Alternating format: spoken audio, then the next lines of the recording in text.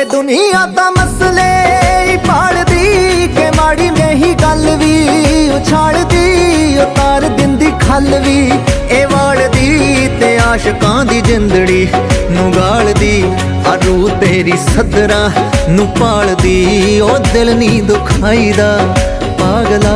ਕਿ ਰੂਹ ਤੇਰੀ ਸੱਦਰਾਂ ਨੂੰ ਪਾਲਦੀ ਓਏ ਦਿਲ ਨੀ ਦੁਖਾਈਦਾ